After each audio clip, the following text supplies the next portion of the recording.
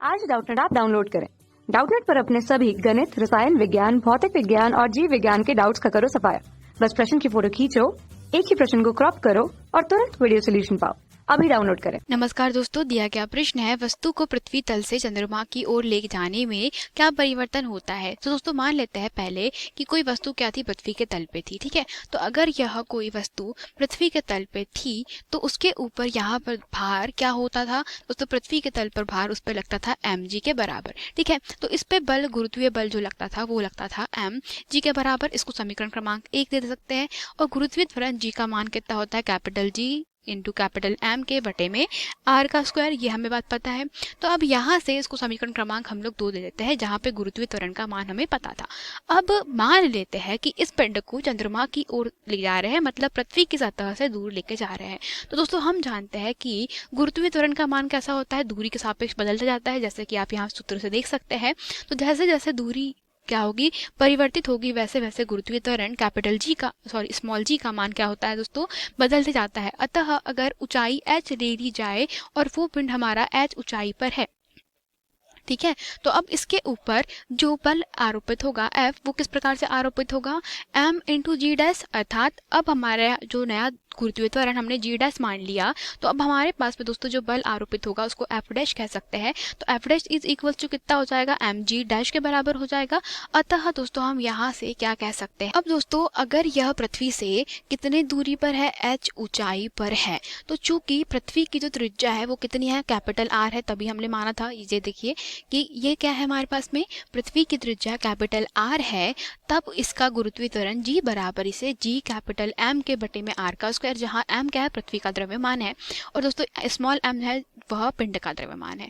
अब इस स्थिति में हमारे पास में G का मान यह था समीकरण क्रमांक 2 से। परंतु अब जैसे ही h ऊंचाई पर जाएगा तो G का मान परिवर्तित हो जाएगा, तो वो कितना हो गया, G डैश हो जाएगा। तो वो क्या होगा, again capital G capital M के बटे में दोस्तों R का वर्ग। तो अब इसकी टोटल दूरी कितनी हो गई है दोस्तों, अब यहाँ से कह सकते हैं पृथ्वी के केंद्र से लेकर के जो पिंड तक की ऊंचाई है टोटल, तो ये दूरी हो गई है अब R प्लस एच के बराबर। तो अब यहाँ पे लिखा जा सकता है R प्लस एच का वर्ग। समीकरण क्रमांक इसको हम 3 नाम दे दे। तो अब दोस्तों समीकरण क्रमांक 2 में समीकरण क्रमांक 3 का भाग लगा दीजिए, तो क्या प्राप्त हो जाएगा दोस्तों, समीकरण क्रमांक जो आपके पास जी डैश है, ठीक है, तो समीकरण क्रमांक 3 डिवाइडेड बाय समीकरण क्रमांक 2, तो जी डैश के बटे में जी हो जाएगा हमारे पास में, क्या हो जाएगा, यह हो जाएगा जी एम के बटे में R प्लस एच का पूरे का वर्ग के बटे में जी एम के बटे में R का वर्ग।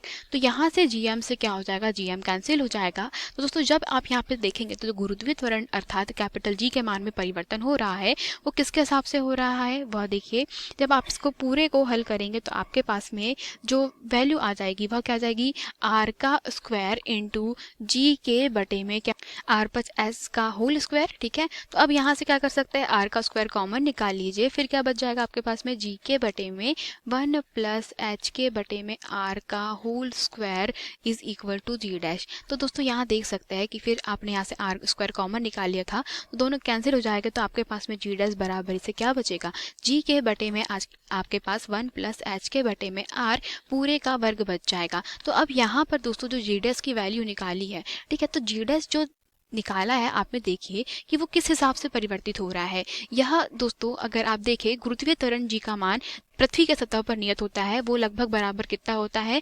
9.8 मीटर प्रति सेकंड का स्क्वायर के बराबर होता है। ठीक है, तो यह गुरुत्वीय त्वरण पृथ्वी की सतह पर, पृथ्वी की त्रिज्या जो R है वो भी कैसी है दोस्तों, नियत है। मतलब हम कह सकते हैं कि पृथ्वी के तल से ऊपर जाने पर गुरुत्वीय त्वरण का मान क्या होता है, घटता है, क्योंकि यह दोस्तों h के वर्ग के व्युत्क्रमानुपाती हो जाएगा। ठीक है, तो हम कह सकते हैं दोस्तों कि अगर इसका मान केंद्र से दूरी तथा दोस्तों जो ऊंचाई के वर्ग के व्युत्क्रमानुपाती है, मतलब h के बटे में R के कैसा हो जाएगा दोस्तों, यह जो g डैश है वह व्युत्क्रमानुपाती है, मतलब इनके ऊपर निर्भर कर रहा है। अतः हम कह सकते हैं कि दोस्तों जैसे जैसे आप पृथ्वी के सतह से चंद्रमा की तरफ क्या लेके जा रहे हैं, वस्तु को लेकर जा रहे हैं, तो उसका जो गुरुत्वीय त्वरण जी है उसके मान में क्या हो जा रही है, कमी होते जा रही है। ठीक है, और चंद्रमा पे सतह पे जाकर के जो जी का मान दोस्तों जितना कम होता है वो क्या हो जाता है, सतह पर जाकर चंद्रमा की वह 1/6 लग जाता है, अर्थात गुरुत्वीय त्वरण दोस्तों अब कितना हो जाता है, 1/6वां भाग रह जाता है पृथ्वी के तल से चंद्रमा की सतह तक जाने पर। इसी प्रकार दोस्तों और क्या होता है, यहाँ पर देखिए कि दोस्तों जी के मान में क्या हो रही है, कमी आ रही है ऊंचाई होने पर। तो जी के मान में कमी के कारण आप कह सकते हैं दोस्तों कि जो गुरुत्वीय स्थितिज ऊर्जा होती है, ठीक है, तो जो स्थितिज ऊर्जा होती है उसमें भी क्या हो जाती है दोस्तों, कमी हो जाती है। क्यों? क्योंकि दोस्तों जो गुरुत्वीय स्थितिज ऊर्जा होती है डेल्टा यू, वो कैसी होती है, वह हमारे गुरुत्वीय त्वरण जी के कैसी होती है, अनुक्रमानुपाती होती है। तो चूंकि हम कह सकते हैं गुरुत्वीय त्वरण में क्या हो रही है दोस्तों, कमी आ रही है, अतः गुरुत्वीय स्थितिज ऊर्जा में भी क्या हो जाएगी, कमी हो जाएगी। और इसी प्रकार से हम कह सकते हैं यहाँ पर दोस्तों जो प्रक्षेपण वेग होता है, ठीक है, तो वेग में भी क्या होती है, हम कह सकते हैं गुरुत्वीय त्वरण के मान में कमी आने के कारण यहाँ पर दोस्तों जो वैल्यू होती है वेग की, वह भी कैसी हो जाती है, कम हो जाती है। तो इस प्रकार से आप जैसे जैसे वस्तु को पृथ्वी के सतह से ऊपर की ओर लेके जाएंगे तो वेग, स्थितिज ऊर्जा और दोस्तों उसका गुरुत्वीय त्वरण तीनों कैसे हो जाते हैं दोस्तों, कम होते चले जाते हैं। कक्षा 6वीं से 12वीं से लेकर नीट, IIT, JEE वो एडवांस के लेवल तक 1 करोड़ से ज्यादा छात्रों का भरोसा। आज ही डाउनलोड करें डाउटनेट ऐप या व्हाट्सएप करें अपने सारे डाउट्स 8400 400 400 पर।